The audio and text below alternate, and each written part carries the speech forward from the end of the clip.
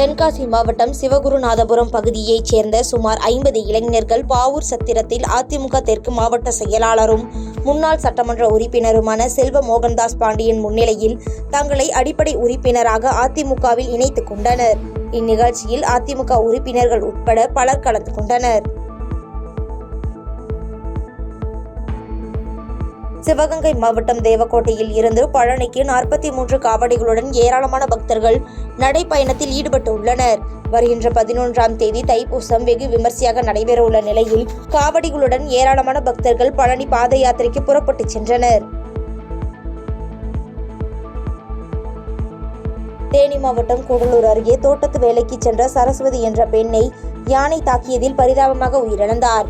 குமளி காவல் நிலைய காவல்துறையினர் மற்றும் வனத்துறையினர் சரஸ்வதியின் உடலை மீட்டு கம்பம் அரசு மருத்துவமனைக்கு பிரேத பரிசோதனைக்காக அனுப்பி வைத்து வழக்கு பதிவு செய்து விசாரணை மேற்கொண்டு வருகின்றனர்.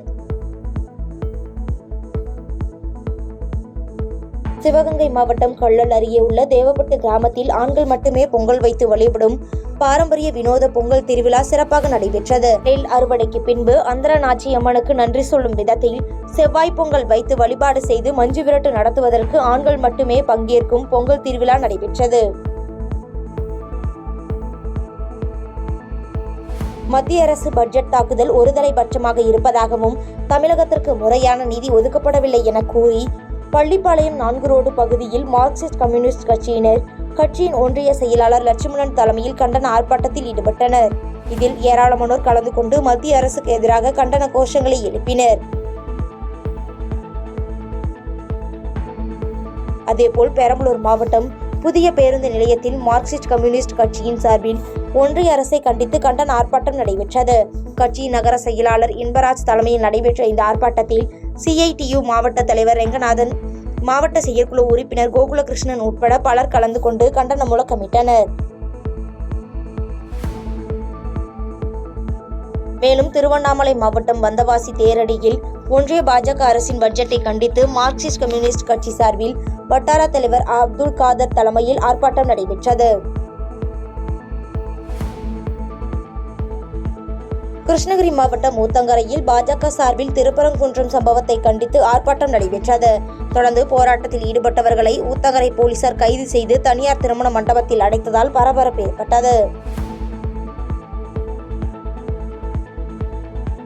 தருமபுரி மாவட்டத்தில் தேநீர் அருந்த பால் காய வைத்த போது கேஸ் சிலிண்டர் வெடித்து JCB ஆபரேட்டரான மாதேசன் என்பவர் படுகாயமடைந்து தருமபுரி மருத்துவக் கல்லூரி மருத்துவமனையில் சிகிச்சைக்காக அனுமதிக்கப்பட்டுள்ளார். இச்சம்பவம் அப்பகுதியில் பரபரப்பை ஏற்படுத்தியுள்ள நிலையில் இச்சம்பவம் குறித்து மாரண்டஹள்ளி காவல்துறையினர் வழக்கு பதிவு செய்து விசாரணை மேற்கொண்டு வருகின்றனர்.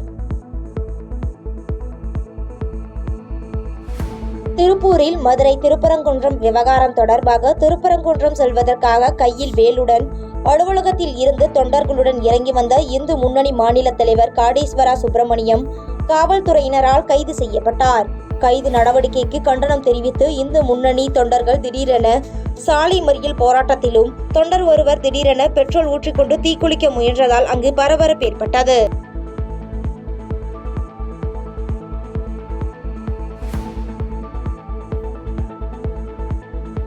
திருப்பூர் பல்லடம் சாலை, பல்லடம் தாராபுரம் சாலை, திருச்சி கோவை தேசிய நெடுஞ்சாலை ஆகிய பகுதிகளில் 100க்கும் மேற்பட்ட போலீசார் வாகன சோதனையில் ஈடுபட்டனர். திருப்பரங்குன்றத்தில் அறிவிக்கப்பட்டுள்ள ஆர்ப்பாட்டத்திற்கு செல்லும் இந்து முன்னணி அமைப்பினரை தடுக்கும் வகையில் இந்த வாகன சோதனையானது நடைபெற்றது. நீலகிரி மாவட்டம் முதுமலையில் சாலையில் உலா வந்த 2 ஆண் யானைகள் திடீரென சண்டையிட்டுக் கொண்டதால் அங்கு பரபரப்பு ஏற்பட்டது. மேலும் இது குறித்தான வீடியோ காட்சிகள் சமூக வலைதளங்களில் வைரலாக பரவி வருகிறது. நீலகிரி மாவட்டம் மஞ்சூர் கோவை சாலையில் குட்டியுடன் காட்டு யானைகள் உலா வந்தது. இதனால் வாகன ஓட்டிகள் அச்சமடைந்த நிலையில் காட்டு யானைகள் சாலைகளில் அதிக அளவில் உலா வருவதால் வாகன ஓட்டிகள் மிகவும் கவனமாக செல்ல வேண்டும் என்று வனத்துறையினர் அறிவுறுத்தியுள்ளனர்.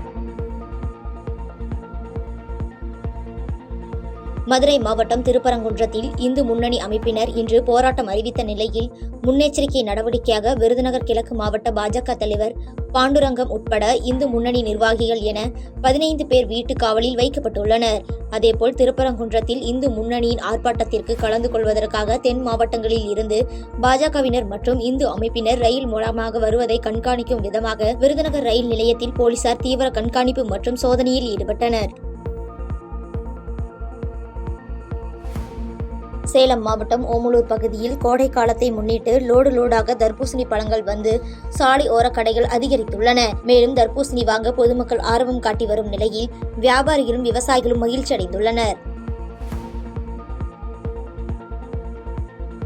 கடலூர் மாவட்டம் புவனகிரி அருகே கீரப்பாளையம் பகுதியில் உள்ள காமராஜர் கல்லூரி மருந்தியல் துறை சார்பில் உலக புற்றுநோய் தினத்தை முன்னிட்டு விழிப்புணர்வு பேரணி நடைபெற்றது.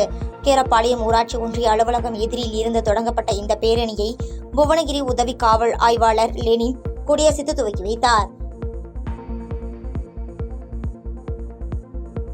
செங்கல்பட்டில் தேசிய தொழுநோய் எதிர்ப்பு தினத்தையொட்டி ஸ்பர்ஸ் தொழுநோய் ஒழிப்பு குறித்த விழிப்புணர்வு பேரணி நடைபெற்றது. ராட்டினக்கிணறு பகுதியில் இருந்து அரசு பொது மருத்துவக் கல்லூரி மருத்துவமனை வரை 300க்கும் மேற்பட்ட மாணவ மாணவிகள் கலந்து கொண்ட விழிப்புணர்வு பேரணியில் மாணவர்கள் கையில் பதாகைகளை ஏந்தியபடி பொதுமக்களுக்கு துண்டு பிரசுரங்களை வழங்கி விழிப்புணர்வை ஏற்படுத்தினர்.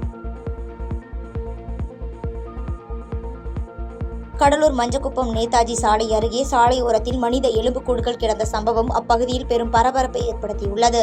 சம்பவ இடத்திற்கு வந்த காவல்துறையினர் எலும்புக்கூடுகளை கைப்பற்றி விசாரணைக்காக எடுத்துச் சென்று பல்வேறு கோணங்களில் விசாரணை மேற்கொண்டு வருகின்றனர். சென்னை புது வண்ணாரப்பேட்டை பேருந்து நிறுத்தம் அருகே அரசு பேருந்து ஒன்று வந்து கொண்டிருந்த போது 17 வயது சிறுவன் ஒருவன் கல் எறிந்து அரசு பேருந்து கண்ணாடியை உடைத்துவிட்டு அங்கிருந்து தப்பித்த நிலையில் சிறுவனை பேருந்து ஓட்டுநர் மற்றும் பேருந்தில் இருந்த மக்கள் துரத்தி சென்று பிடித்து காவல்துறையிடம் ஒப்படைத்தனர். தொடர்ந்து போலீசார் சிறுவனிடம் விசாரணை மேற்கொண்டதில் நண்பர்களுக்கிடையே ஏற்பட்ட தகராறில் கல் எறிந்த பொழுது அங்கு வந்த மாநகர பேருந்து மீது கல் பட்டு கண்ணாடி உடைந்தது தெரிய வந்தது. கோவை துடியலூர் அருகே பன்னிமடையில் அகில பாரத இந்து மகாசபா தேசிய ஒருங்கிணைப்பாளர் மாநில பொதுச் செயலாளர் சுபாஷ் என்பவரது ஹோட்டலில் புகுந்து 3 பேர் தாக்குதல் நடத்தியுள்ளனர். இதில் சுபாஷ் உள்ளிட்ட 2 பேரை அரிவாளால் வெட்டியதில் இருவருக்கும் லேசான காயம் ஏற்பட்ட நிலையில் இதுகுறித்து தடாகம் போலீசார் விசாரணை நடத்தி வருகின்றனர்.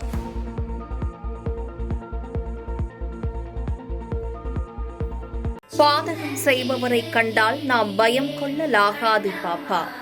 மோதி மிதித்து விடு பாப்பா, அவர் முகத்தில் உமிழ்ந்து விடு பாப்பா. அண்மை செய்திகளை உடனுக்குடன் தெரிந்து கொள்ள இணைந்திருங்கள் எம் நாடு தொலைக்காட்சியுடன்.